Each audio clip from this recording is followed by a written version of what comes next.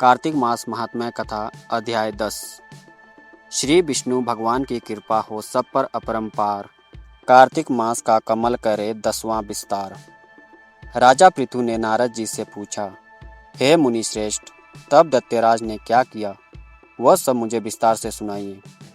नारद जी बोले, मेरे के चले जाने के बाद जलंधर ने अपने राहु नामक दूत को बुलाकर आज्ञा दी कि कैलाश पर एक जटाधारी शंभु योगी रहता है, उससे उसकी सर्वांग सुंदरी भार्या को मेरे लिए मांग लाओ। तब दूत शिव के स्थान में पहुंचा, परंतु नंदी ने उसे भीतर सभा में जाने से रोक दिया, किंतु वह अपनी उग्रता से शिव की सभा में चला ही गया और शिव के आगे बैठकर दैत्यराज का संदेश कह सुनाया। उस राहु नामक दूत के ऐसा कहते ही भगवान शूलपाणी के आगे पृथ्वी फोड़कर एक भयानक शब्द वाला पुरुष प्रकट हो गया, जिसका सिंह के समान मुख था। वह नरसिंह ही राहु को खाने चला। राहु बड़े जोर से भागा, परंतु उस पुरुष ने उसे पकड़ लिया। उसने शिवजी की शरण ली और क्षमा मांगी। शिवजी ने उस पुरुष से राहु को छोड़ देने को कहा, परंतु उसने कहा, मुझे बड़ी जोर से भूख लगी है, मैं क्या खाऊं? महेश्वर ने कहा, यदि तुझे भूख लगी है तो शीघ्र ही अपने हाथ और पैरों का मांस भक्षण कर ले। और उसने वैसा ही किया। अब केवल उसका सिर शेष मात्र रह गया। तब उसका ऐसा कृत्य देखकर शिवजी ने प्रसन्न हो उसे अपना आज्ञापालक जान अपना परम प्रिय गण बना लिया। उस दिन से वह शिवजी के द्वारा पर स्वकीर्तिमुख नामक गण होकर रहने लगा। सुनो लगाकर मन सभी, संकट सब मिट जाए। कार्तिक महात्म्य का कमल पढ़ो 11वां अध्याय। राजा पृथु ने कहा, हे नारद जी, ये तो आपने भगवान शिव की बड़ी विचित्र कथा सुनाई है। अब कृपा करके आप यह बतलाइए कि उस समय राहु उस पुरुष से छूटकर कहाँ गया?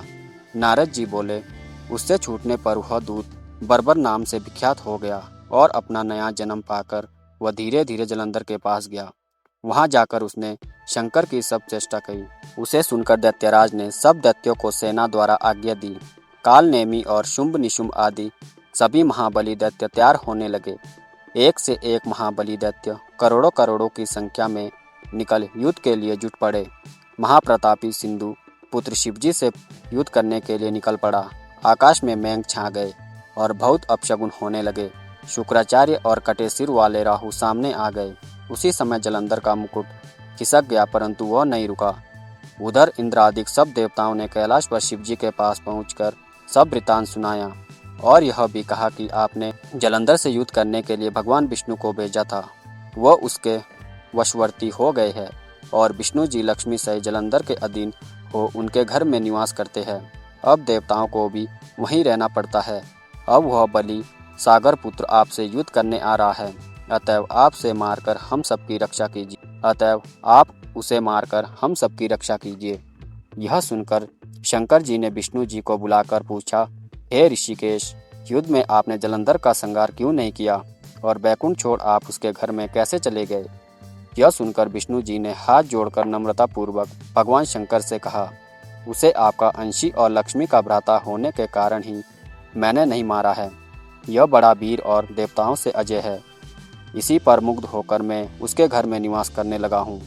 विष्णु जी के इस वचनों को सुनकर शंकर जी हंस पड़े। उन्होंने कहा, हे विष्णु, आप यह क्या कहते हैं? मैं उस दैत्य जलंधर को अवश्य मारूंगा। अब आप सभी देवता जलंधर को मेरे द्वारा ही मारा गया जान अपने स्थान पर जाइए। जब शंकर जी ने ऐसा कहा तो सब देवता संदेह रहित होकर अपने स्थान को चले गए। इसी समय पराक्रमी जलंधर अपनी विशाल सेना के साथ पर्वत के समीप आप कैलाश को घोर सिंहनाद करने लगा। दैत्यों के नाद और कोलाहल को सुनकर शिवजी ने नंदी आदि गणों से उससे युद्ध करने की आज्ञा प्रदान की। कैलाश के समीप भीषण युद्ध होने लगा। दैत्य अनेकों प्रकार के अस्त्र शस्त्र बरसाने लगे। बेरी, मृदंग, शंख और बीरों तथा हाथी, घोड़ों और रथों के शब्दों से शब्दादित हो पृथ्वी कांपने लगी। युद्ध में कटकर मरे हुए हाथी, घोड़े और पैदलों का पहाड़ लग गया। रक्त मांस का कीचड़ उत्पन्न हो गया। दैत्यों के आचार्य शुक्राचार्य अपनी मृत संजीवनी विद्या से सब दैत्यों को जिलाने लगे। यह देखकर शिवजी के गण व्याकुल हो गए और उनके पास जाकर सारा वृतांत सुनाया। उसे सुनकर भगवान रुद्र के क्रोध की सीमा न रही। फिर तो उस समय उनके मुख से एक बड़ी भयंकर कृत्या उत्पन्न हुई, जिसकी दोनों जगहें ताल वृक्ष के समान थी। वह युद्ध भूमि में जा सब असुरों का चूर्ण करने लग गई और फिर वह शुक्राचार्य के समीप पहुंची। शीघ्र ही अपनी योनि से गुप्त कर लिया, फिर स्वयं भी अंतर्ध्यान हो गई। शुक्राचार्य के गुप्त हो जाने से दैत्यों का मुख मलिन पड़ गया और वे युद्ध भूमि को छोड़ भागकर शुंभ निशुंभ और कालनेमी आदि सेनापतियों ने अपने भागते हुए वीरों को रोका। शिवजी के नंदी आदि गणों ने भी, जिनसे गणेश और स्वामी कार्तिकेय जी भी थे, दैत्यों ने भीषण युद्ध करना आरंभ कर दिया। भक्ति से भरे भाव है हरि मेरे मन उपजाओ, 12वां अध्याय कार्तिक कृपा दृष्टि कर जाओ। उस समय शिवजी के गण प्रबल थे और उन्होंने जलंधर के शुभ निशुंभ और महासुर कालनेमी आदि को पराजित कर दिया। यह देखकर सागर पुत्र जलंधर एक विलास रथ पर चढ़ गया, जिस पर लंबी पताका लगी हुई थी, युद्ध भूमि में आया। इधर जय और शील नामक शंकर जी के गण से भी युद्ध में तत्पर होकर गरजने लगे। इस प्रकार दोनों सेनाओं के हाथी घोड़े शंख बेरी और दोनों ओर के सिंहनाद से धरती त्रस्त हो गई। जलंधर ने कुहरे के समान असंख्य बाणों को फेंक कर पृथ्वी से आकाश तक व्याप्त कर दिया और नंदी को 5, गणेश को 5, वीरभद्र को एक साथ 20 बाण मारकर उनके शरीर को छेद दिया और मेघ के समान गर्जना करने लगा। यह देख कार्तिकेय ने भी दैत्य जलंधर को अपनी शक्ति उठाकर मारी और घोर गर्जना की, जिसके आघात से वह मूर्छित हो पृथ्वी पर गिर पड़ा। परंतु वह शीघ्र ही उठ पड़ा और क्रोधविष्ट कार्तिकेय पर अपनी गदा से प्रहार करने लगा। ब्रह्मा जी के वरदान से सफलता के लिए शंकर पुत्र कार्तिकेय पृथ्वी पर सो गए। गणेश जी भी गदा से प्रहार से व्याकुल होकर धरती पर गिर पड़े। नंदी व्याकुल हो गदा प्रहार से पृथ्वी पर गिर गए। फिर दैत्य ने हाथ से परी ले शीघ्र ही वीरभद्र को पृथ्वी पर गिरा देखकर शंकर जी गण चिल्लाते हुए संग्राम भूमि छोड़ बड़े वेग से भाग चले। वे भागे हुए गण शीघ्र ही शिव जी के पास आ गए और व्याकुलता से युद्ध का सब समाचार कह सुनाया। लीलाधारी भगवान ने उन्हें अभय दे सबका संतोषवर्धक किया।